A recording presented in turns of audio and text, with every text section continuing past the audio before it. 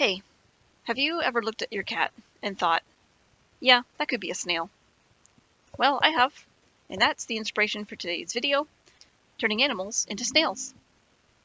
Okay, seriously, this idea has actually been with me for a long time now, and yes, it originally came to me after seeing my cat sitting in the potato position with his legs all tucked under him, his little body curled up into a perfect ball, his head sticking out just like he had a snail shell and he was peeking out. And when I saw him like that, I just knew I had to draw him as a snail. And I actually drew both my kitties as snails, and at the time I remember being pretty proud of those drawings. Heck, actually, I still really like them. And then I drew another snail cat, somewhat-ish recently, when I was playing around with alcohol markers. And now it's been some time since I drew snail cats last, and I decided it's time to do it again. So, the first animal being turned into a snail is, you guessed it, a cat. I debated whether I wanted to do my cats again, and at first I was going to, but then I decided I wanted to do something different, and also for this video I kind of just wanted to focus on one drawing per animal-snail hybrid, and how can I choose between my two fur babies. So instead I decided to go with a Maine Coon cat. These cats have always fascinated me. If you don't know what a Maine Coon is, well, they are giant house cats, like really giant. Go look at pictures of them if you don't know what they look like, although you've probably seen pictures of these cats. I've also heard them described as the most dog-like cat breed, because they become so attached to their owners and families, they love kids, and are generally pretty friendly and sociable from what I hear. Anyway, I just love the idea of these cats, and decided to draw one crossed with one of those really giant snails, like the ones that are as big as their face. I think giant African snails are what I based this off of, and the two just seem to go together perfectly. And I think I will call this creature the giant coon snail. So, inspiration aside, you might notice that on this drawing in particular, I really struggled.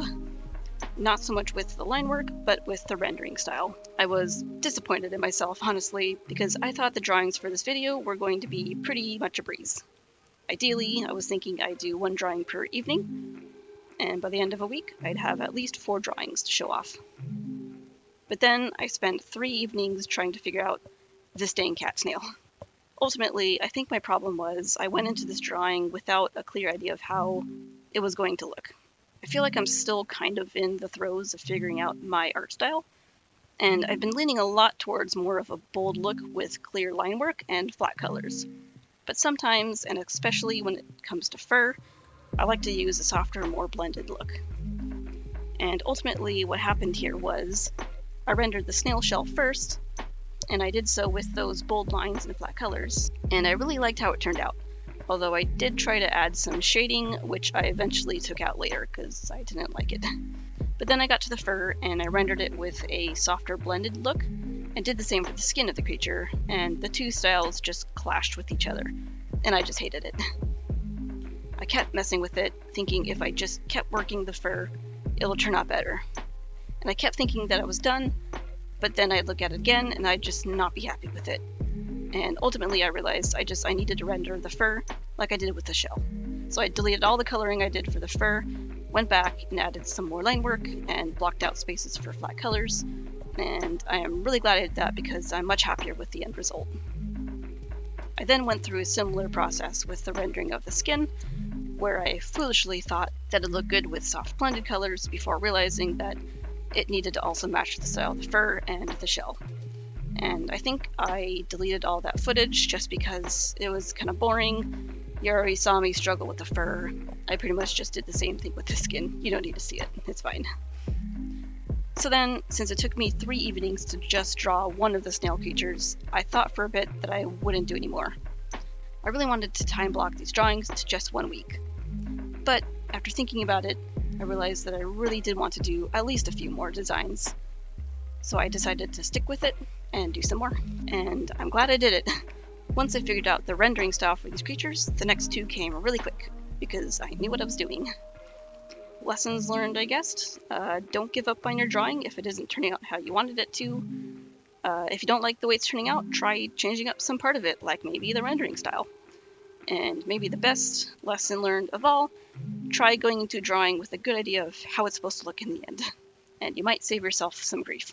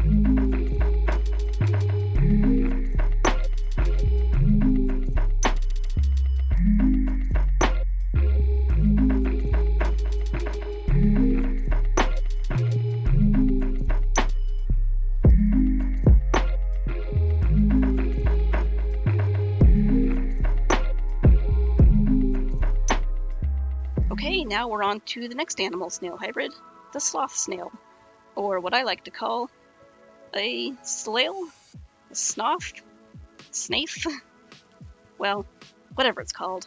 I really like the idea behind this one. Sloths are really slow, snails are really slow, they're perfect together. And I'm sure a sloth could use a nice protective shell, who wouldn't?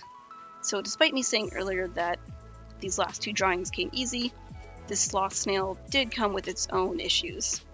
I think for this drawing I had the most trouble with the pose, although honestly it's probably the only one that has a pose. But regardless, I had trouble deciding what to do with the sloth arms. At first I thought I wasn't going to do the arms at all. Snails don't have arms after all, and the body is supposed to be mostly snail.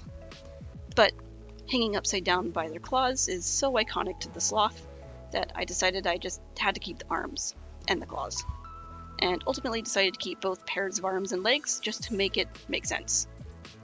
As much sense as a sloth-snail hybrid can make.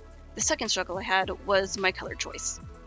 When I went into this drawing, I decided to do a blue shell and a pink body, and in my mind, it was going to look so cute. And, well, turns out the body being pink gave it a certain look that I did not intend. It made it look like the poor thing had been shaved at best, but at worst, like it had some kind of disease where the fur was falling out. I still really liked the color combination, but I just couldn't get past the look of a shaved sloth. So I changed the skin color to green instead, and I figured at least for a slow-moving creature that probably doesn't want to be seen, green skin to blend in with the trees is probably better than pink anyway. And the final issue I had with this drawing was the moss that I put on the shell and the fur. This is the feature I was most disappointed by with this drawing, because in real life, moss will grow in sloth fur because they move so slow, and the moss will actually help the sloths blend into their environment. And I really like the idea of moss growing all over the shell of this creature, giving it an ancient forest-dwelling spirit look. But alas, like the pink skin, the moss just turned out to not look right to me. And it's mostly a problem with how I rendered it. I drew it pretty simple, mostly because I was trying to save time. But because of how simple and blobby I drew the moss, it just turned out kind of looking like boogers. And once I saw the boogers, I could not see the boogers. And eventually I decided to just remove the moss from the drawing. Alas, I think it looks better that way. Maybe one day I'll redraw this creature and give it the proper detailing it deserves. I do think of the three drawings I did, this one was my favorite concept.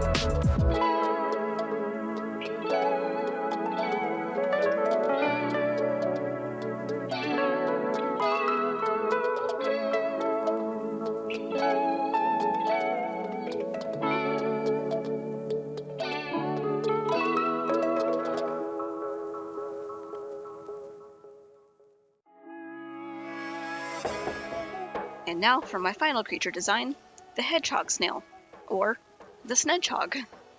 Being honest, I had a list of about 5 different animals that I could turn into snails for this video, and hedgehog was not on that original list. Don't know what it was really, but when I first made that list, I loved every idea on it. But after revisiting it later, I just wasn't excited by any of the other options. But I really wanted to do one more drawing, and so after thinking about it for about a day, the hedgehog came to mind. And I really love this idea because hedgehogs already have a protective type of shell, so to speak, with their quills. And I was really tickled by the idea of combining the quills with the shell. And really, I just wanted an excuse to draw a spiky shell.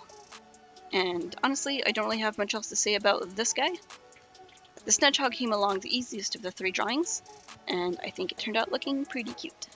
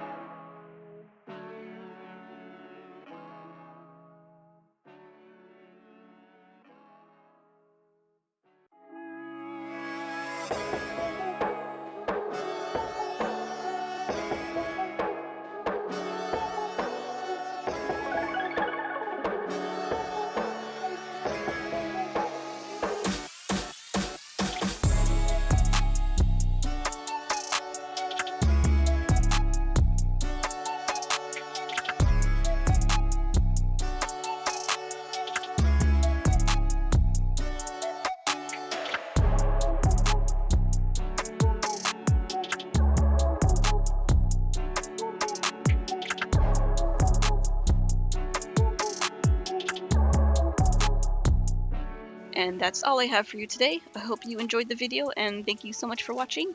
Bye-bye.